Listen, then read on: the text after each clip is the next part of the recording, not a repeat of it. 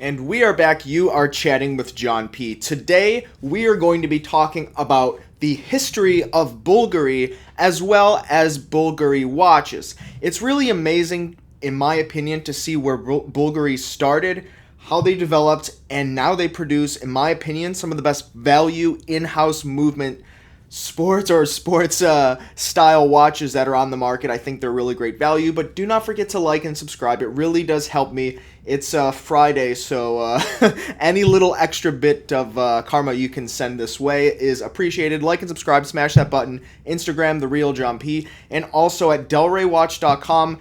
We have some really awesome watches that we just posted. We're going in between a couple of watch shows here. So in the next couple days, we're dumping a lot of really awesome stock at, in my opinion, very attractive prices, delraywatch.com. So we're going to jump right into the history of Bulgari, and then we're going to talk about my opinion on them and some things that you should probably know about the brand. Let's go. In 1884, Sotirios Vulgaris, a Greek man, started a silver jewelry making company in Rome. Having moved to a new nation, he decided to change his name to Sotirio Bulgari in an attempt to fit in with the locals.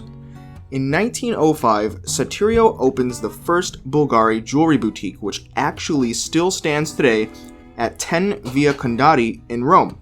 It's pretty amazing that over 100 years later, the location is still frequented by customers. Imagine walking through the same doors that early Roman aristocrats did to pick up their luxurious hand-created stone-encrusted jewelry.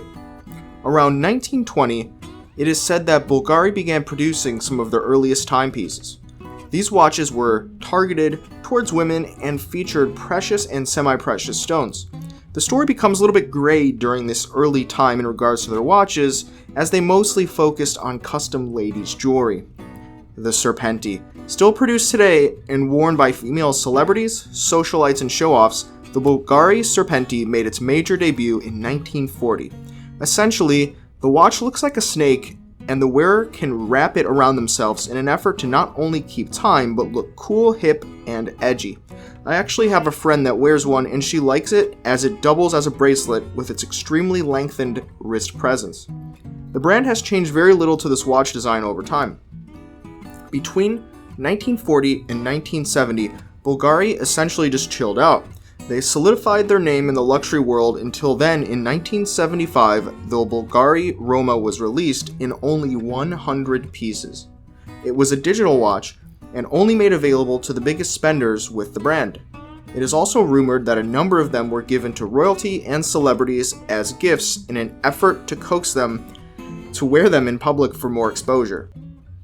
There we go. In 1977, Bulgari watches are released to look like ancient Roman coins. The design is still used today in parts and whole. This time marks the real inception of the Bulgari modern-day watchmaking sprint, taking us into modern-day Bulgari watches. In 1988, the Diagonal line is released. This is the watch people typically think of when they think of Bulgari watches. While the more contemporary watches are light years behind the horology experience offered here, these watches became an instant style icon and became ultra desirable. Paired with aluminum, ultra-lightweight watches, Bulgari made it known that they now would be a force to be reckoned with in the higher-end fashion watch segment. In an effort to cross over into the high-end Swiss watch segment, Bulgari buys both Daniel Roth and Gerald Genta in 2000. Genta was known for designing arguably some of the greatest watches of our time from AP, IWC, and Patek. Instantly, the Bulgari brand was catapulted into high-end Swiss. They found quite the shortcut to the respect in the horology world that they once did not have. Building on the processes, designs, and skills of both the Daniel Roth and Gerald Genta brands, in 2010, Bulgari starts focusing on producing the entire watch. Before this, they were mostly outsourcing the production of their watches. They were more of a design firm than a watch producer. And now, lastly, is where the story really heats up for us watch geeks. In 2012, the Octo Line is released. This was a big move and quite revolutionary for the brand. These Genta and Roth-inspired watches featured El Primero movements, crisp Genta lines, rounded Roth lines, and a dash of that Bulgari Roman and Greek spice. Eventually, these watches also featured in-house movements, which in modern watchmaking times, most brands strive to utilize in their pieces.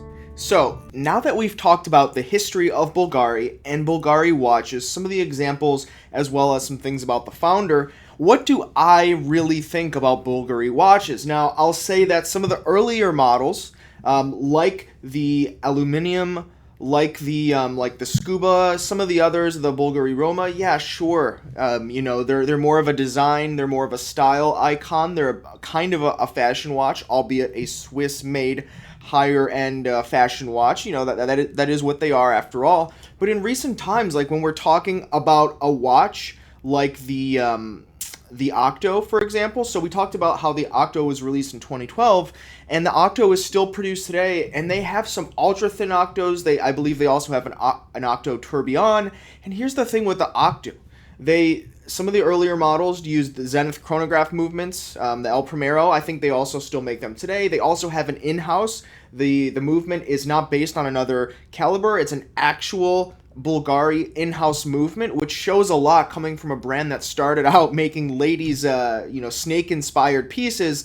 They actually have an in-house movement, which not all brands can say. It's a bit of an achievement to develop that type of a thing. Sure, there's engineers that do this every day, but it's more about the investment that they're putting in the brand, in the horology realm, saying, hey, we are here now and in the future, and we're willing to invest in that financially and put the marketing expenditure on the books, and we're willing to invest in this. And that's impressive in my books from a company that has really transitioned itself.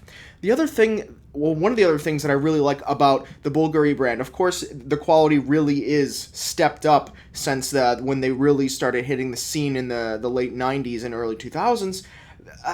They've really done a great job at creating this fusion with the Gerald Genta designs as well as the Daniel Roth designs. So Daniel Roth was really known for using the El Primero movement in his kind of interesting shaped pieces. There'll be a picture here, and that's kind of what Roth was known for. He had some other more complex pieces, some tourbillons, a lot of retrogrades, some other things. I believe an alarm watch, a travel watch. He had some interesting complications in a unique design.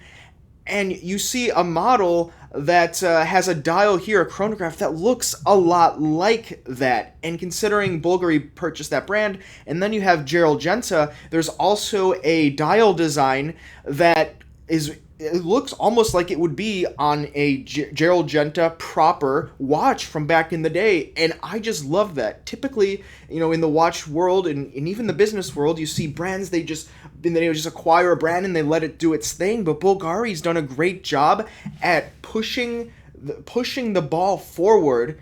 They've acquired Roth and Genta, but they've incorporated these design elements for the guys that truly do love those brands. And there's guys out there, and it's a part of horology history. And for a company that's known for these fashion watches to do that, I think that it really proves themselves in the market, in my opinion. Now, touching on the quality, at delraywatch.com, we've had a handful of these come through the door, and it's amazing, right? So I would say that the retail prices on some of the more entry level lines that they produce are around $7,000, but pre-owned, maybe roughly $3,000. I think we were selling them for. And considering you're getting an in-house movement or an El Primero, but at that price, probably the in-house movement, not for a chronograph.